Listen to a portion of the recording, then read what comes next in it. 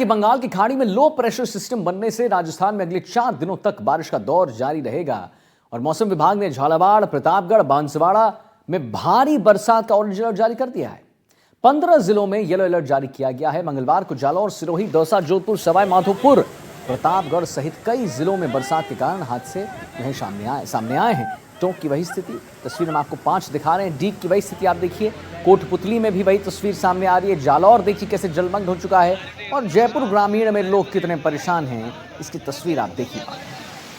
तो मौसम केंद्र जयपुर के निदेशक जो है राधेश्याम शर्मा ने बताया है कि मानसून जो है वो ट्रफ वर्तमान में बीकानेर, जयपुर, दतिया सीधी पूरी होते हुए बंगाल की खाड़ी तक जा रहा है और एक अन्य ट्रफ जो है पंजाब, हरियाणा, नॉर्थ ईस्ट, राजस्थान होते हुए गुजर रही है। एक लो प्रेशर सिस्टम मंगलवार को बंगाल की खाड़ी के ऊपर बना है, जिसके कारण राजस्थान में 7 सितंबर तक बारिश का दौर जारी रहेगा। यानी आप देख लीजिए कि अभी 5 दिन और जो बारिश है वो ऐसे ही भयावह तस्वीर लाते हैं।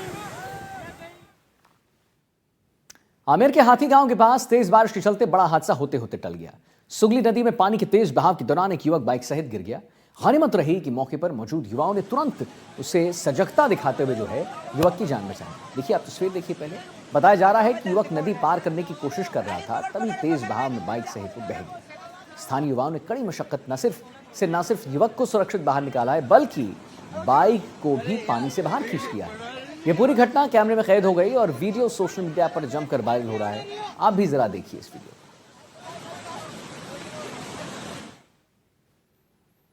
आगे बढ़ते हैं। टोंक से खबर है नागौर में, जहां 12 जिले में ऑरेंज अलर्ट जारी किया गया है। मेघ गर्जन के साथ हल्की से मध्यम बारिश होने की संभावना है। लगातार बारिश की वजह से नदी नाले उफान पर हैं। लोगों को आवाजाही में बहुत परेशानियों का सामना करना पड़ रहा है और यह तस्वीर जालौर की है, जहां लगातार बारिश से हाल बेहाल है।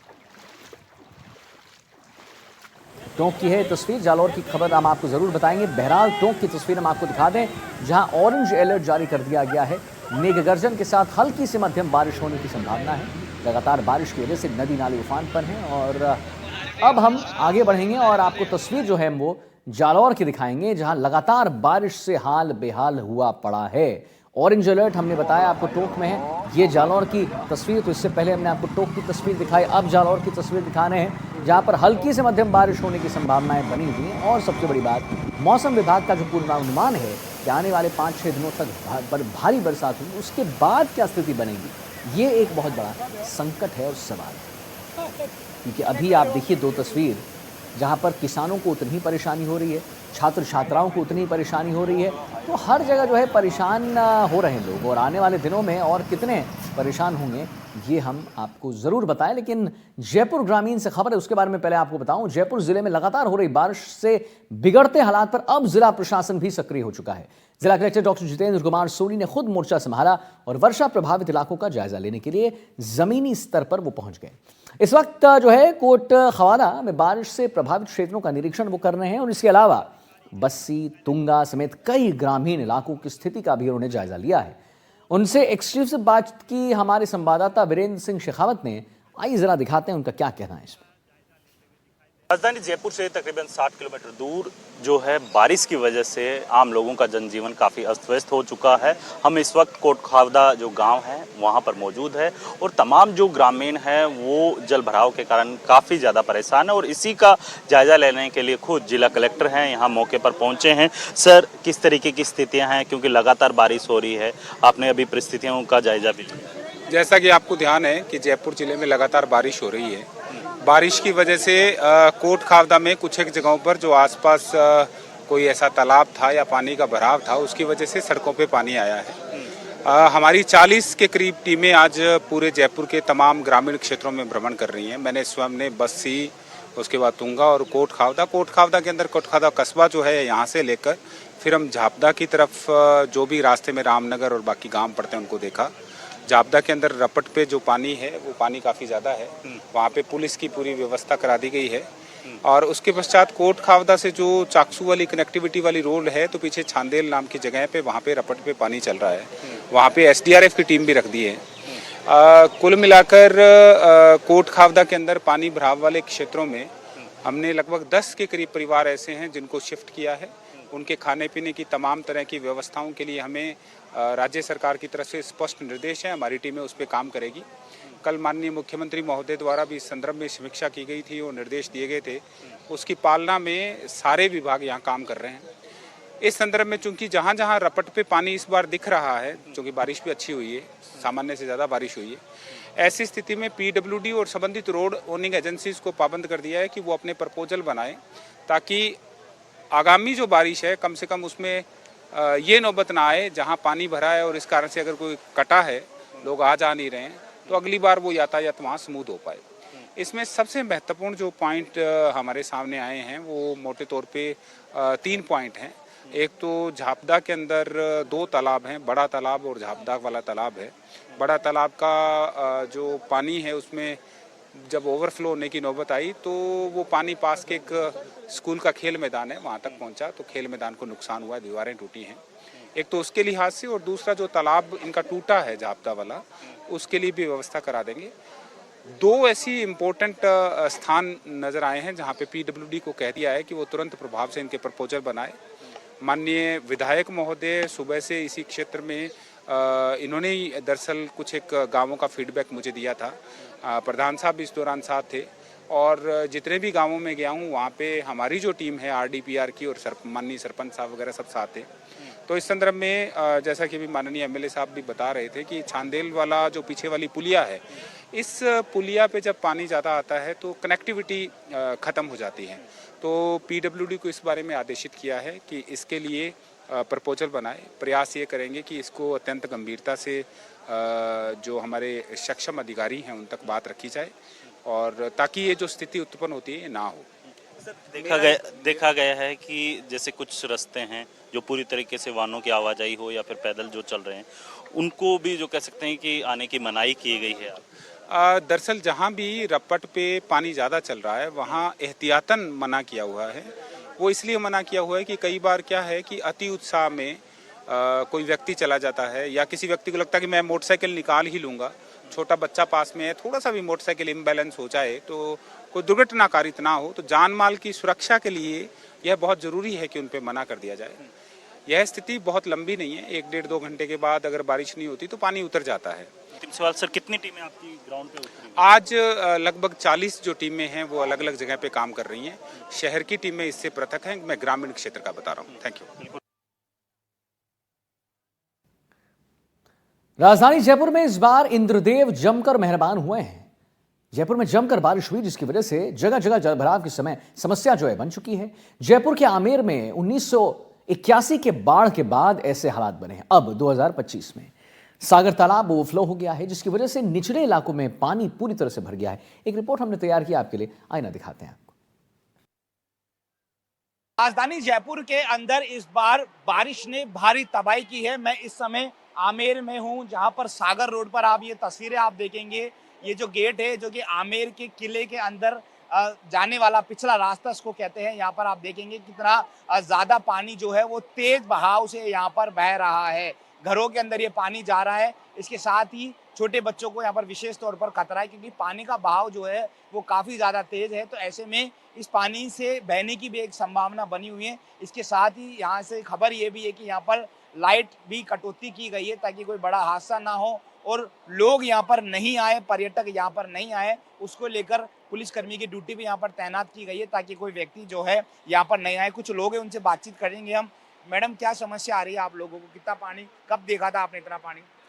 कल नाइट को तो बहुत ज़्यादा पानी आया था और बच्चों को स्कूल आने जाने में भी बहुत दिक्कत आ रही है। बच्चों का ट्यूशन लॉस हो रहा है, जेंट्स लोग सर्विस पे नहीं जा रहे और पानी का बहाव इतना तेज़ है कि हमें आने जाने में बहुत ज़्यादा दिक्कत आ रही है। और कल नाइट से लाइट नहीं आ रही, लाइट से भी हम बहुत परेशान हैं। पीने का पानी नहीं है, बिजली नहीं है।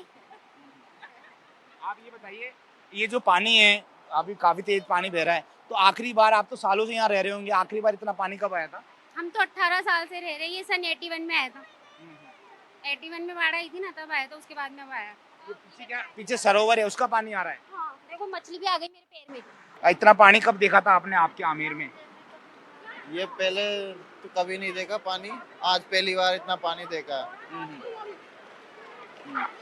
तो ये जो पानी है ये कब देखा आपने? मतलब इतना रा- पानी कहाँ पे आपका घर, परेशानी हो रही है आप लोगों को ये सामने हमारा घर है, आने जाने में आने जाने में परेशानी हो रही है और काम पे नहीं जा पा रहे हम, और लाइट बंद है कल रात से। हाँ हाँ। और कल- ये वजह सरोवर जो है आपका वो ओवरफ्लो हो गया। ओवरफ्लो हो रहा है सरोवर पे, प्रशासन ध्यान नहीं दे रहा, सरोवर टूटने की कगार पे लग रहा है। तो क्या कुछ ऐसा करना चाहिए जिससे पानी को रोका जाए?